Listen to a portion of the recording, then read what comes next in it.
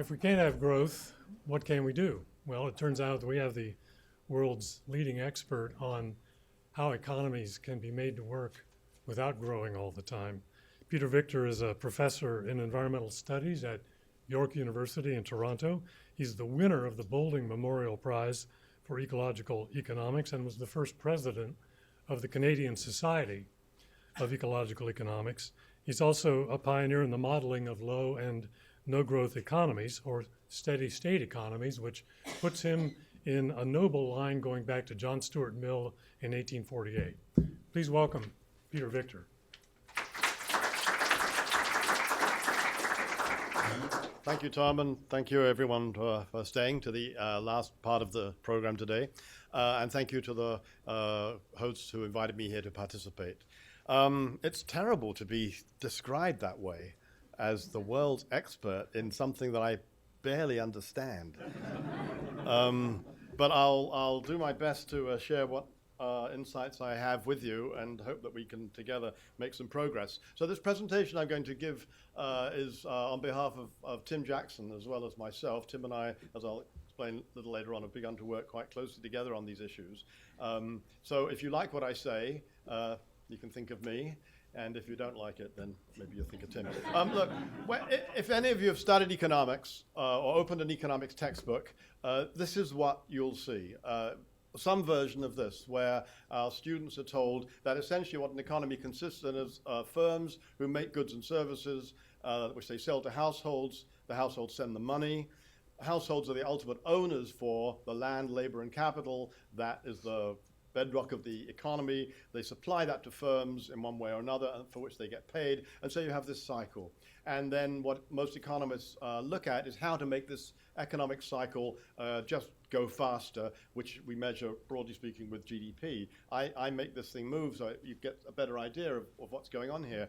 Now, the problem with this portrayal of an economy from my point of view, and I think probably from the point of view of everybody in this room now, is that it misses out the environment. It's as if this is a freestanding entity depending upon nothing but itself. Nate, I think, has done a great job in explaining that's completely ridiculous when it comes to energy, and I think it's truly ridiculous when it comes to materials as well. So I want to add in some of the bits that are missing. Here we have the recognition that all of the material and energy used by the economy to keep that cycle going have to be taken from the biosphere. But all of that material and energy, sooner or later, is disposed of as waste back into the biosphere. Now, we're running into problems at both ends of this story. One is with the availability of resources, but also in the impact that we're having on the biosphere when we overload its capacity to absorb what we put there. And so you get this feedback effect of how the system's all interrelated, and we can, over time, draw less and less from the biosphere to support the economy. All that's taking place on planet Earth. It was mentioned in the introduction that I'm an ecological economist, and the one thing I want you to remember from my presentation is this perspective on an economy. This is the view of ecological economics, that the economies of our world are subsystems of the biosphere, and we must never, ever forget that. So, there's talk nowadays about green growth, that we can decouple the value of what we get from the economy, as measured by GDP, from the materials and energy that are used to support it. And there's a lot of speculation about that. I'm not as optimistic as many are about what can be done. My reason for not being too optimistic is partly based on what's happened in the past.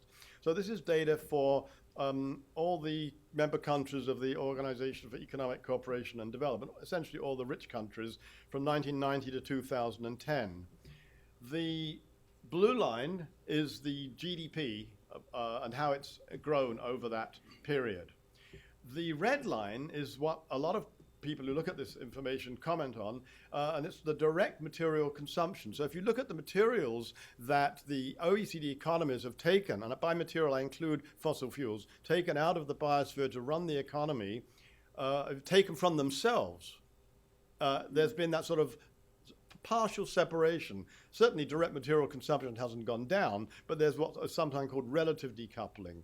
But when you take account of the materials and energy that's embedded in the imports to these countries, you see that there's been no decoupling at all. The material footprint, as it's called, has been just tracking GDP. So we've made absolutely no progress as a set of OECD countries in separating GDP from the material requirements to produce output. Now, we've got some insights from Herman Daly, one of the pioneers of ecological economics, on how to think about how to make an economy more environmentally sustainable. So I'm just going to quickly mention his 3 principles. For renewable resources, he says simply that the harvest should not exceed the regeneration rate of the resource. For non-renewable resources, he says that we should deplete them. If we're going to use them at all, we have to deplete them, but not at a rate which exceeds the creation of renewable substitutes. Well, as Nate, I think, was pretty clear, we're far from that when it comes to energy. And for waste emissions, well, we shouldn't introduce back into the biosphere wastes that exceed the assimilative capacity of the biosphere. Now, these are 3 really interesting principles. They require considerable amount of refinement to make absolutely practical, but I think they do take us a long way to thinking about how to reconcile the demands of the economy with the biosphere on which it depends. So I want to say something about sustainable economy, because that's what I was asked to talk about. Tim and I take the view that the principal goal of a sustainable economy is to deliver a shared and lasting prosperity.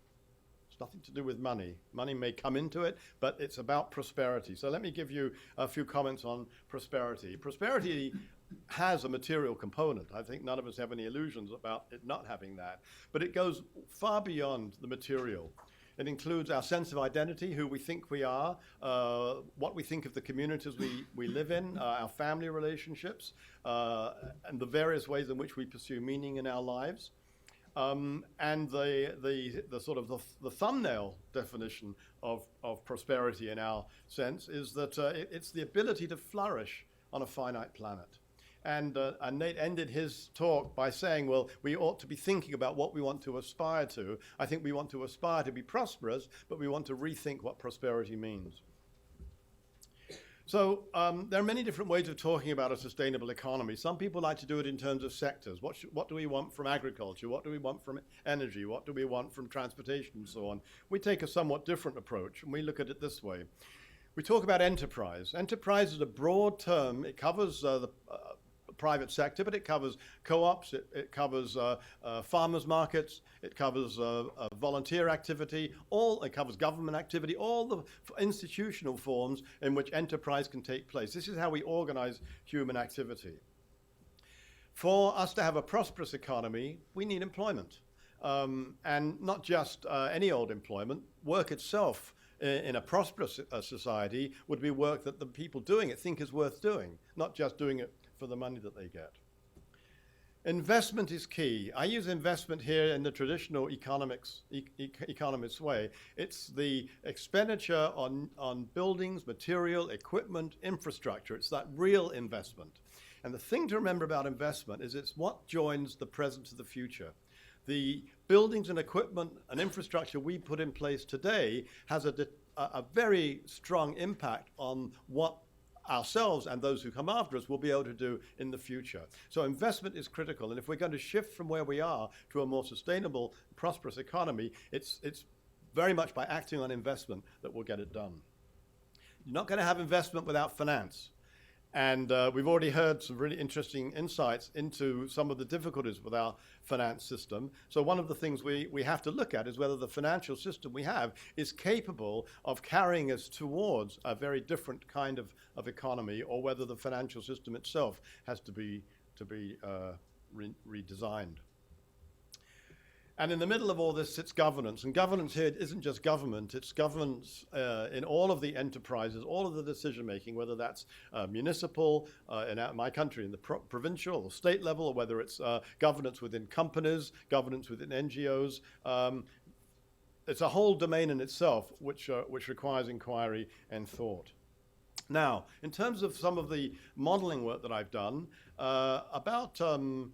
it's getting on 10 years ago, I I was very troubled by the fact, and I still am, that when one comes forward with a policy proposal of any kind, you're usually asked to say, well, what would that do for growth? Or what would it do for competitiveness? Or what would it do for employment? So even people in the arts have to somehow promote support for the arts in terms of those kind of economic terms.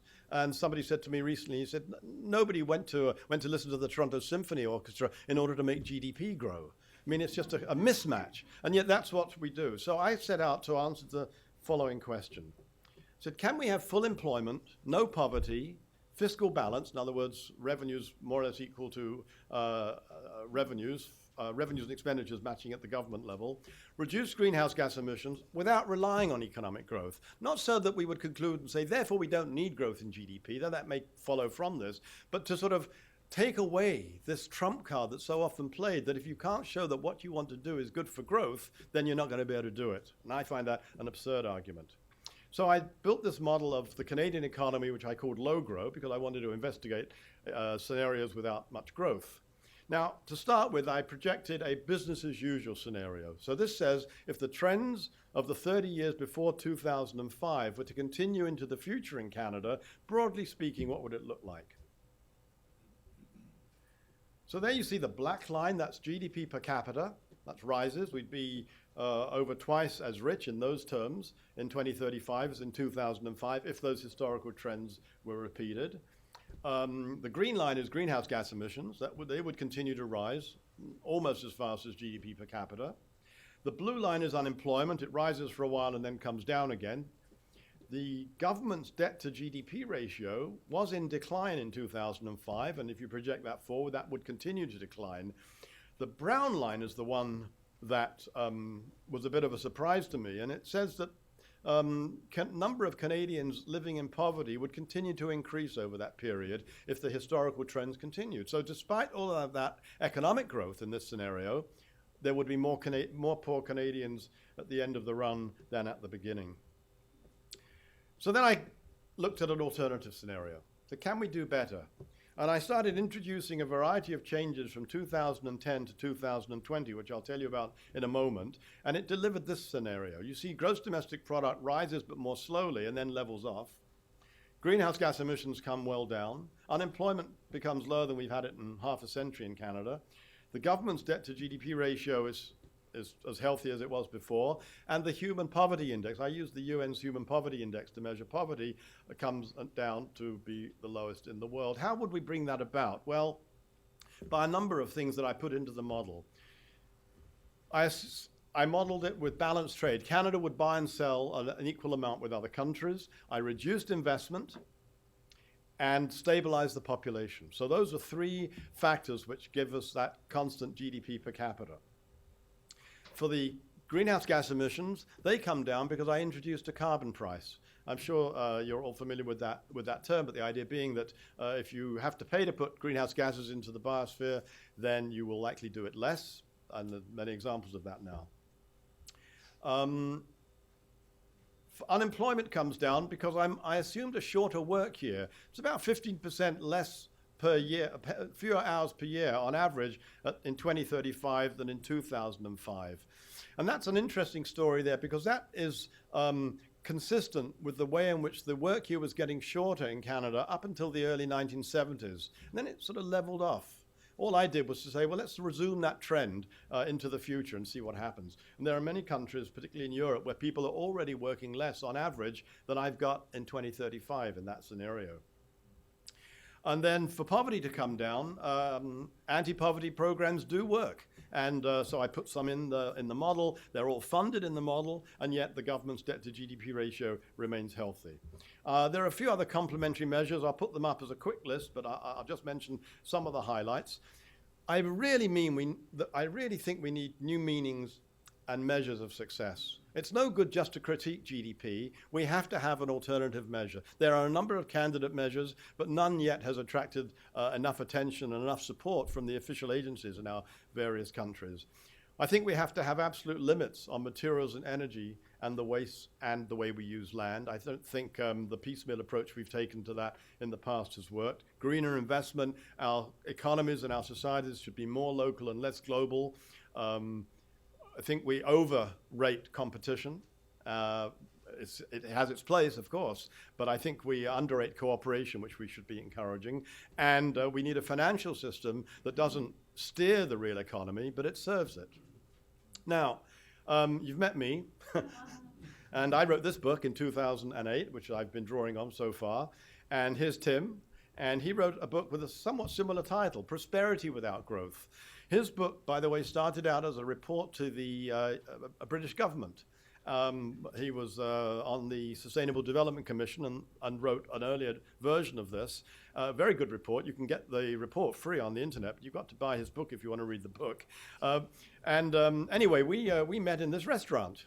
Not a particularly upmarket establishment in the center of London in England. And we said what the world needs is ecological macroeconomics so that we can explore alternative economic futures. In other words, macroeconomics, which just talks about GDP, the bank rate, the money supply, even employment, inflation, it's not enough. You've got to always have in mind that picture I showed you before, that the economy is embedded in the biosphere. So you always, I'm absolutely on side with Nate here, that there are probably some things we'll disagree about in the Q&A, but energy is fundamental. You've got to always have that in your mind, that whatever you're thinking is happening in the macroeconomy has implications for energy and for materials and for waste and for land use and so on. So we've come quite a long way in this work. It's taken us much longer than we thought, and we're just beginning to produce some papers based upon our work. I'm just going to give you a very superficial account of what we've been up to so that you can, if you're interested, can begin to track what we're doing. We use a principle. Well, the first thing I want to say is our model includes the financial sector, the real economy, where goods and services are produced and distributed, and the environmental links to the biosphere. And it has a number of fundamental principles. We use this concept of stock flow consistency. If you think about a bath, the amount of water in the bath is the stock. That's easy. It'll go up as you put more water in through the faucet, and it'll go down if you let some water out through the plug. So if you know what's happening to the flows, you know what's happening to the stock. It's the same in the economy. Whether it's your bank balance, it will be determined by the flows in and out of the bank balance. Any attribute of the economy can be understood in terms of stocks and flows. So in our model, we maintain those records and those numbers, and we always maintain stock flow consistency. We maintain a set of accounts for the financial sector and for the environmental sector, for the whole economy, in fact. We have a set of accounts for each sector in the economy. And we use a modeling approach called system dynamics, which is great for nonlinearities, discontinuities, and feedback, some of the things that other speakers have mentioned as well. So let me just illustrate the approach a little bit more. So we divide at the moment the economy, and we're doing this for Britain and Canada at the moment, by the way. We have the non-financial firms, you see in the top left. We have households. We have commercial banks, which are really all of the financial sector. We have the central bank. We have government, and we have the rest of the world. And the black lines you see there simply indicate the financial flows that unite all of these different sectors. And as I say, we maintain accounts for each one of them. So when the model works, we can see what's happening both in terms of their real activity, but also financially. But there are also, to keep the system working, the requirement to include the material and energy flows and then the wastes. Now, not all sectors use material and energy to the same extent, at least directly, as the others. We can find where the main sources are. So it's really the non-financial firms, it's your primary sectors, agriculture, forestry, mining, oil and gas, so on, that bring in the materials and energy into the economy. And the black line shows that a lot of wastes come out of those sectors as well. Households get the bulk of their materials and energy by buying it from the non-financial firms. So that's why you don't see a green line going in there, but you see a black line coming out because households produce wastes, and so on for the rest of the world and government. Now, the purpose of building this kind of model is not to predict the future in any conventional sense of that term. We wouldn't be so foolhardy. The purpose is to help us develop stories about alternative futures so that we can have a more informed discussion about what's possible and what we would like to have. And so I like to show this slide as to follow my previous one, because just to underline the fact that and it may sound strange to you, or maybe not, that as an economist, I see myself as a storyteller, not as a money manager, not as a, as a policy advisor, but the point being that we need to have a much richer idea about what the alternatives are. Margaret Thatcher said some years ago, there is no alternative. The Tina principle. And I think that is one of the most dangerous thoughts that a person could ever have, that there's just one future and you better like it or you're going to lose out. So the fundamental story I want to leave you with is this one, that I think we've clearly reached the point in time, and it's been brought home, I think, by the other excellent speeches that have been given this afternoon, that we've got to make some big choices. Here's is a picture showing that on the one hand, we can continue to try for economic growth at all costs and say whatever we wish to achieve has to pass the growth test and keep trying to push that as fast and far as we can. Or we can turn to sustainable prosperity and look at some of the issues that I've tried to raise in the short time I've had to speak to you. But to also say that I think we are now better equipped than ever to map out what these alternative futures might be. But the one thing that I really don't like about this picture is that it's some old geezer there who looks like he's going to be the person making the choice. And that's not the way it's going to be. This is something that it's going to be, I'm a prof, it's my students and their generation, and certainly people younger than myself are going to have to get to grips with, and I wish them luck. So with that, thank you for your attention,